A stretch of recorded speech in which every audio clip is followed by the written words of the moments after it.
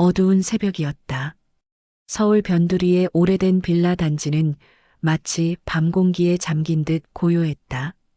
1층 끝집에 사는 75세 오 여사는 작은 거실 스탠드만 켜두고 천천히 숨을 골랐다. 그녀의 앞에는 낡은 잠금 금고 하나, 그리고 금고 위에 올려진 작고 오래된 봉투. 딸랑 얇은 종이에 불과한 그 봉투가 사실은 오 여사 인생 전부였다. 사람들은 늙으면 욕심이 없어진다고 하지. 근데 말이야, 나도 아들에게 다 줬어. 집도 적금도 노후 자금도. 그래도 이거 하나만큼은 못 주겠더라. 오 여사는 봉투를 쓸어내린다.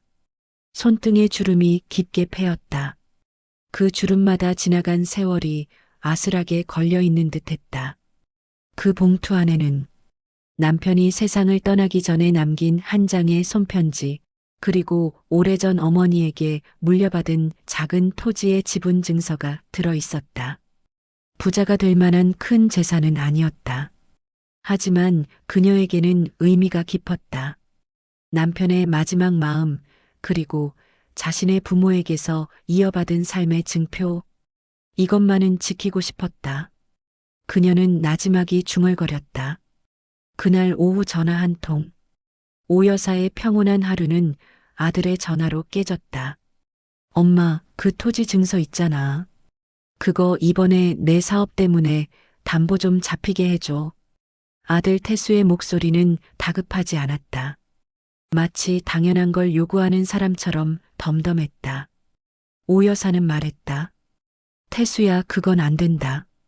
그건 정말 내 마지막이야. 마지막? 엄마가 재산이라고 남긴 게 그거 하나뿐이니까? 그거 팔면 나도 살고 엄마도 쉬잖아. 편하게. 태수는 부담, 의무, 책임 이런 표현은 하나도 쓰지 않았다.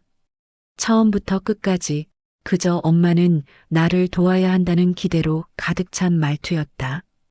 오 여사의 가슴이 조여왔다. 저녁 7시 예상치 못한 방문. 문을 두드리는 소리가 울렸다. 툭, 툭, 툭. 누구인지 몰라도 오 여사는 그 두드림만으로 아들이라는 걸 알아챘다. 문을 열자 태수는 이미 신발을 벗고 안으로 밀고 들어왔다. 엄마, 금고 비밀번호 말해. 변호사 만나보니까 그 증서만 있으면 바로 대출된대. 오 여사는 뒤로 물러섰다. 그건 아버지 유언도 있고 내가 지켜야 하는. 아버지는 돌아가셨어. 엄마도 이제 나만 있잖아. 태수의 말은 직설적이었다. 그리고 그 말 사이에는 그러니까 내 말을 들어라라는 의미가 짙게 배어 있었다. 금고를 열어보려는 아들. 태수는 금고 앞에 쭈그려 앉았다. 비밀번호 뭐야? 오 여사는 고개를 저었다. 태수야, 제발 그거만큼은 안 된다. 엄마가 그러니까 내가 힘들어지는 거야. 태수는 금고를 억지로 움직이고 손잡이를 돌리며 방법을 찾아보려 했다. 그리고 그 순간 딱! 오 여사는 태수의 팔을 밀쳤다. 태수는 순간적으로 흥분했다. 엄마 왜 그래? 내가 남이야? 내가 가져간다고 뭐가 어떻게 되는데? 오 여사는 떨리는 목소리로 말했다. 태수야, 그건 내 아버지가 남겨준 거야. 그리고 내가 평생 지켜온 거야. 그걸 뺏으려고 하지 마라. 하지만 태수는 들으려 하지 않았다. 그리고 결정적인 순간, 태수가 금고를 들고 나가려는 순간, 오 여사는 그 자리에서 그대로 무너졌다. 숨이 가빠지고 심장이 두근거렸다. 공포 때문이 아니었다. 슬픔 때문이다. 아들 태수는 끝까지 돌아보지 않았다. 금고를 들고 현관으로 향했다. 그런 태수의 등을 보며 오 여사는 마지막 결심을 했다. 경찰입니다. 신고하신 분이. 얼마 후 복도 끝에 난 작은 창에서 파란색 경광등이 깜빡였다. 경찰 2명이 빌라 안으로 들어왔다. 오 여사는 떨리는 손으로 문을 열어주며 말했다. 저 제 아들이 제 물건을 훔쳐가려고 해서 제가 지켜야 할 걸 지키려고요. 경찰은 놀랐다. 하지만 그녀의 눈빛은 단단했다. 그 금고 꼭 찾아야 해요. 그건 제 마지막입니다. 지키려 했던 것의 무게. 빌라 복도에 퍼진 파란빛이 사라지고 난 뒤 오 여사는 천천히 문을 닫았다. 경찰이 태수를 데리고 간 건 아니었다. 그저 신고 내용 확인, 경위 파악, 그리고 일단 상황을 알아보겠다는 말만 남기고 떠났다. 아들이 그 순간 도망쳤는지 잠시 피한 건지는 알 수 없었다. 하지만 오 여사는 직감했다. 이 일은 여기서 끝나지 않는다. 아들한테 신고한 사람 나밖에 없을 거야. 그래도 지켜야 했다. 다 줘도 다 빼앗겨도 그 하나는 지켜야 했어. 스탠드 불빛이 금고가 있던 자리를 비추고 있었다. 텅 빈 바닥은 유독 차갑게 느껴졌다. 그러나 아이러니하게도 오 여사는 한 가지 사실을 숨기고 있었다. 금고 안에 있던 진짜 중요한 것은 이미 금고에 없었다. 과거 회상 남편의 마지막 말. 20년 전 겨울, 남편이 병원 침대에 누워 마지막을 받아들이고 있을 때였다. 여보 태수는 착한 애야. 근데 말이야, 세상살이가 그 애를 바꾸면 당신만은 그걸 지켜줘. 우리 가정의 마지막, 나의 마지막을. 그는 떨리는 손으로 작은 봉투를 아내 손에 쥐어주었다. 이건 태수에게 줘도 돼. 근데 내가 걱정되는 건 태수가 그걸 목적으로 삼을까봐 그러지. 그래도 당신이라면 지킬 수 있을 거야. 남편의 마지막 눈빛에는 사랑과 걱정과 미안함이 섞여 있었다. 오 여사는 그때 결심했다. 이 봉투만큼은 그 어떤 일이 있어도 지키겠다. 금고는 단지 겉껍질이었다. 정작 봉투는 남편관 위에 올려뒀던 작은 헝겊 보자기 안에 감춰져 옷장 깊숙이 숨겨져 있었다. 현재 낡은 옷장을 열다 경찰이 돌아간 뒤 오 여사는 거동이 불편한 몸을 이끌고 방 안으로 들어갔다. 오래된 옷장 문을 조심스럽게 열었다. 안쪽 깊은 곳 겨울 레이와 수건 사이로 작은 보자기 하나가 끼워져 있었다. 살며시 꺼내 펼치자 그 안에서 남편의 손편지가 종이에 노란 테를 남긴 채 드러났다. 그리고 토지 지분 증서. 이 작은 문서 한 장이 남편의 마지막이자 자신의 지난 40년 세월을 증명하는 조각이었다. 오 여사는 그것을 가슴에 꼭 끌어안았다. 태수야, 내가 힘들고 어려운 것 알고 있다. 돈이 필요하다는 것도 엄마라고 모르겠니? 근데 사람에는 마지막이라는 게 있어. 그걸 너한테 뺏기면 난 진짜 아무것도 없는 사람이 되는 거야. 그날 밤 아들의 전화. 밤 11시. 휴대폰이 진동한다. 태수 아들. 오 여사는 한참을 망설였다. 하지만 결국 통화를 눌렀다. 엄마 왜 그랬어? 태수의 목소리는 떨리고 있었다. 분노인지 당황인지 억울함인지 여러 감정이 뒤섞여 있었다. 경찰까지 불렀다고? 내가 남이야? 오 여사는 답하지 못했다. 엄마가 그렇게까지 했어야 돼? 내가 훔쳤다고 신고를 해? 나 당신 아들인데? 그 말에 오 여사는 조용히 숨을 내쉬며 입을 열었다. 태수야, 너는 내 아들이지. 아들이니까 신고한 거야. 뭐, 남이었으면 그냥 못 본 척 했을지도 몰라. 근데 내가 계속 그걸 쫓아다니면 너는 점점 더 나빠지게 돼. 태수는 침묵했다. 이게 너를 막는 마지막 방법이다. 엄마는 그렇게 생각했다. 통화는 그대로 끊겼다. 빌라 밖 사람들. 다음 날 아침 오 여사는 현관문을 열자 눈길을 주는 몇몇 이웃들의 시선을 느꼈다. 어제 경찰 왔다던데? 아들이 금고 들고 나왔대. 에휴, 자식 키워서 뭐해. 소곤거리는 말들이 귓가를 스쳐갔다. 오 여사는 고개를 숙인 채 쓰레기만 조용히 내놓고 들어갔다. 하지만 그 눈빛과 말들은 그녀의 등을 더욱 무겁게 내리눌렀다. 아들 태수 사업 동업자의 진실. 같은 시각 아들 태수는 어두운 사무실에서 사업 파트너와 통화를 하고 있었다.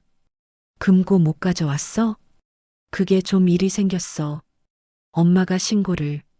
아, 진짜 내가 말한 것처럼 쉽게 될 줄 알았는데? 빨리 해결해. 이번 투자건 너한테 달린 거 알지? 전화 너머의 목소리는 차갑고 단호했다.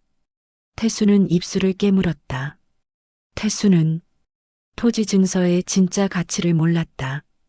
그저 재산을 빼앗아 가려는 마음도 아니었다. 그는 그저 현재 자신이 빠진 위기를 넘기기 위한 도구로 그 문서를 이용하려 했을 뿐이었다. 하지만 그것이 어머니에게 어떤 의미인지 그는 전혀 헤아리지 못했다. 갈등의 시작.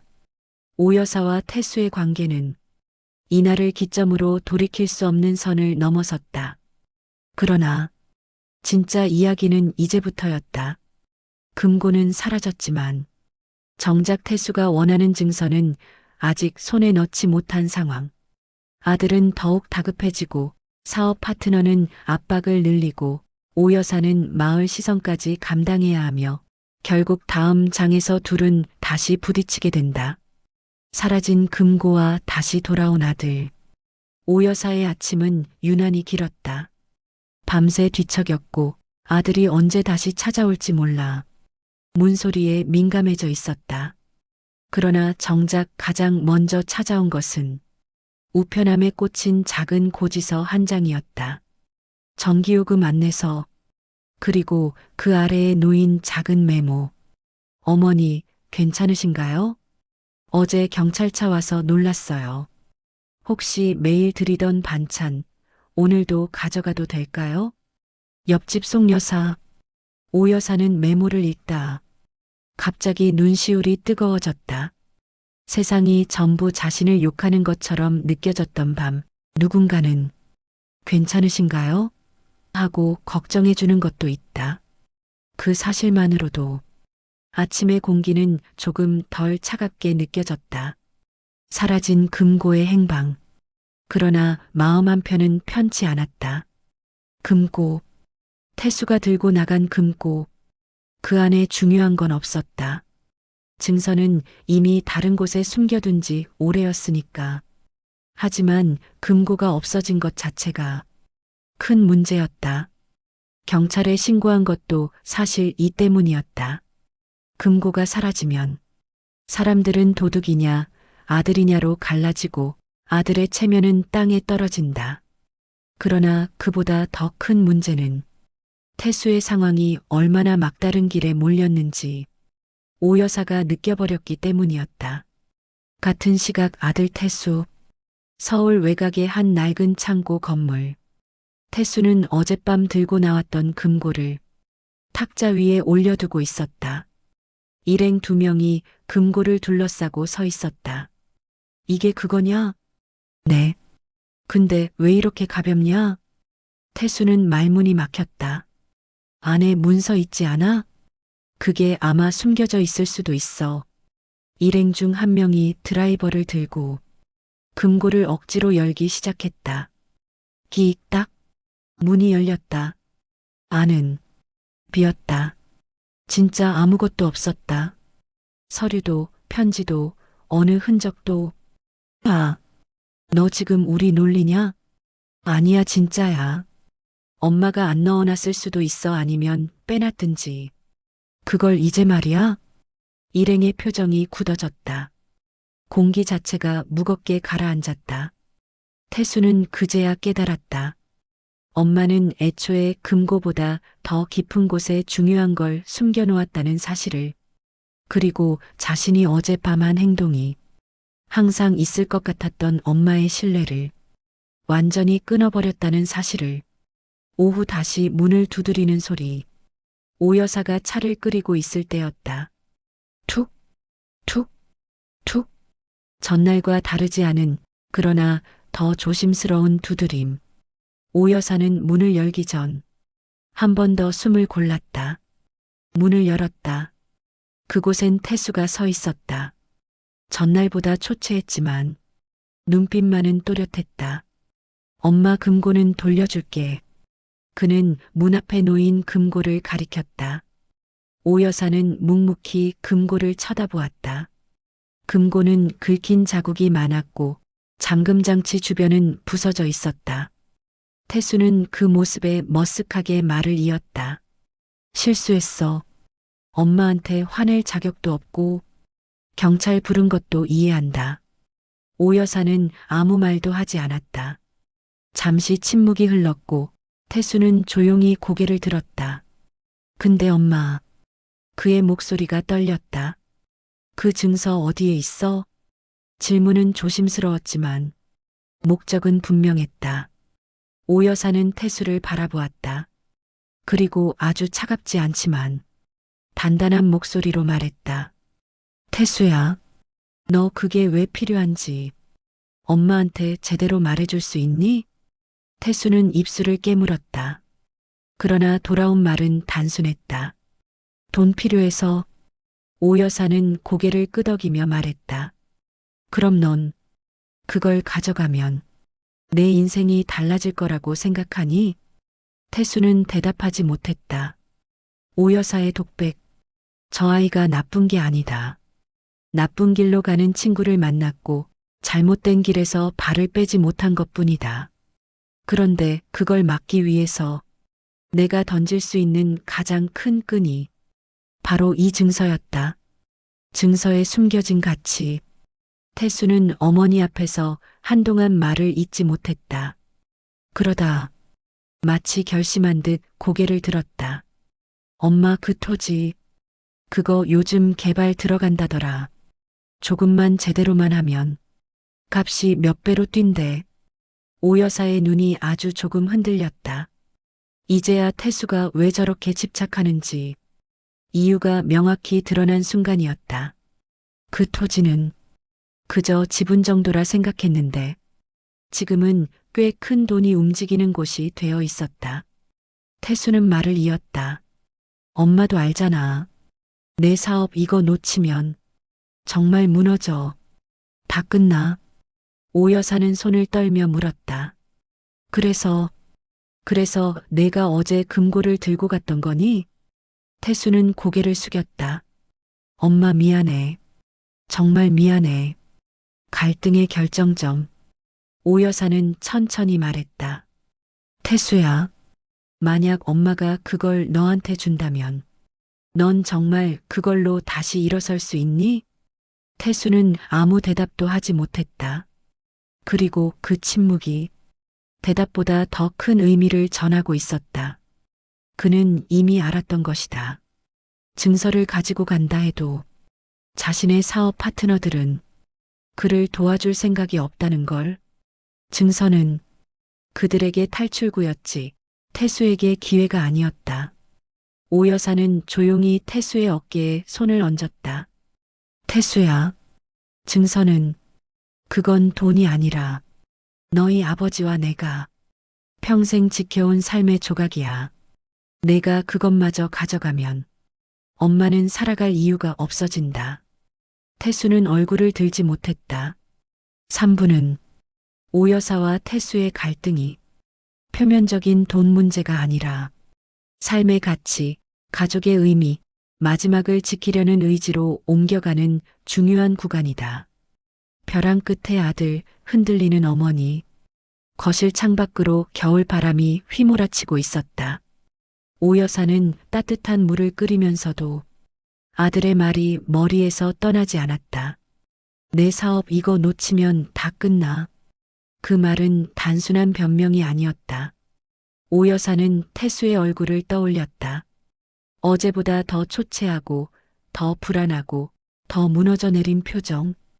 그 얼굴엔 도와달라는 말이 적혀 있었다. 하지만 문제는 도와주고 싶다고 해서 도와줄 수 있는 상황이 아니라는 것이다. 같은 시각 지하 사무실. 태수는 좁은 의자에 앉아 있었다. 마주 앉은 두 사람은 태수의 사업 파트너, 정확히 말하면 투자자라 불리는 사람들이었다. 금고 가져온다더니 왜 빈 거였냐고.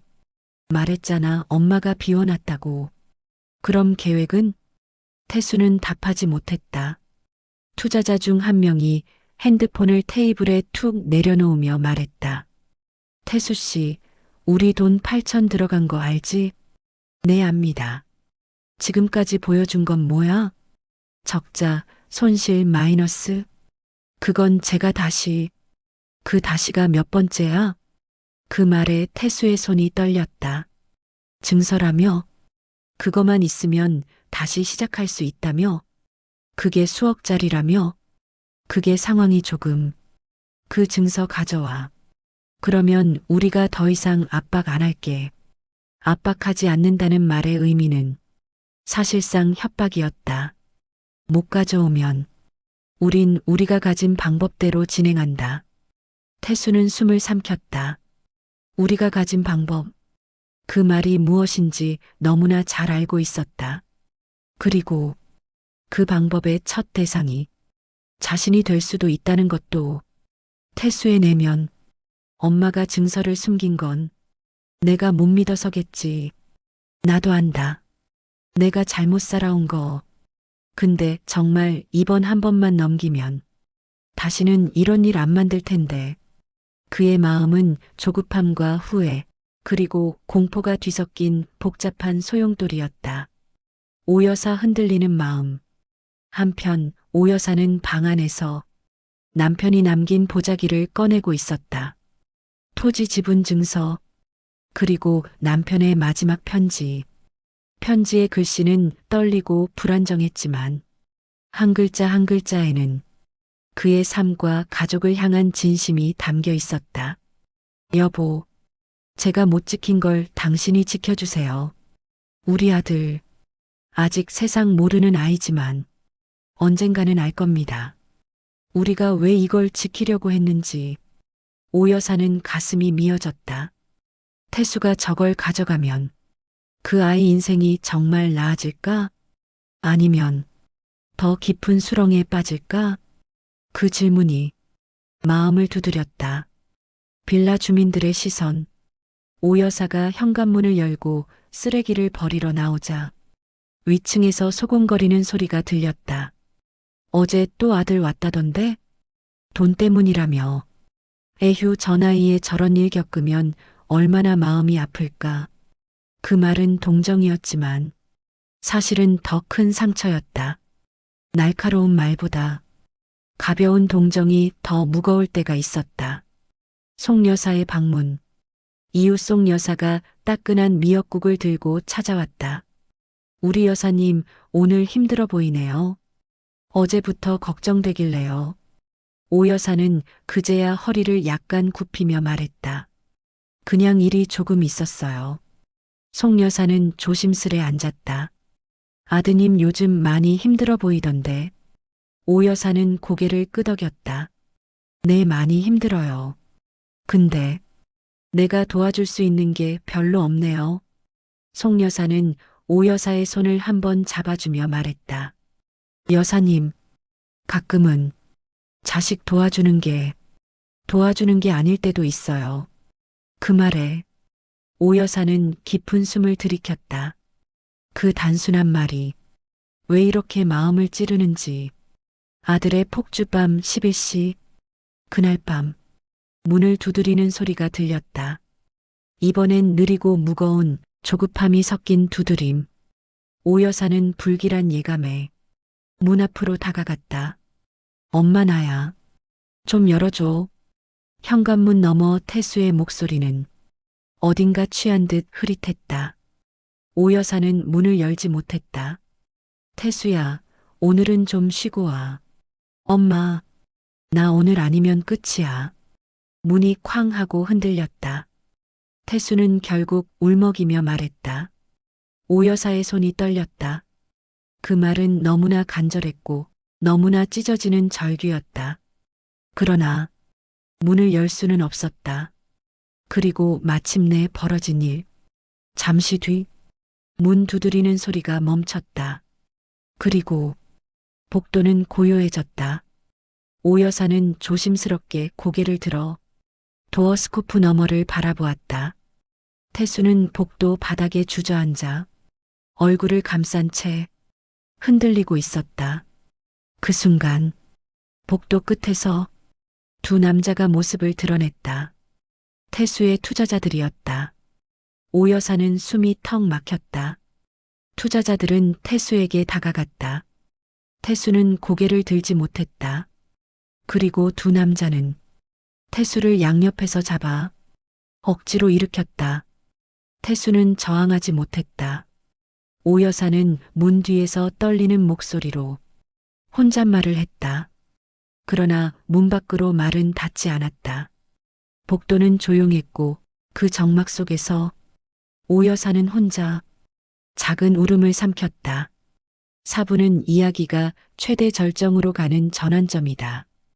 아들이 완전히 벼랑 끝에 몰리고 그를 둘러싼 위험이 현실이 되었으며 오 여사는 증서를 지킬 것인가 BS 아들을 지킬 것인가 라는 가장 큰 갈림길 앞에 놓인다. 그날 해가 지는 저녁 문 밖에서 다시 초인종이 울렸다. 띵동, 띵동, 띵동. 그리고 아들의 목소리. 이전보다 훨씬 절박하고 훨씬 화가 난 목소리였다. 문 앞에서 발로 쾅쾅 소리가 더 커졌다.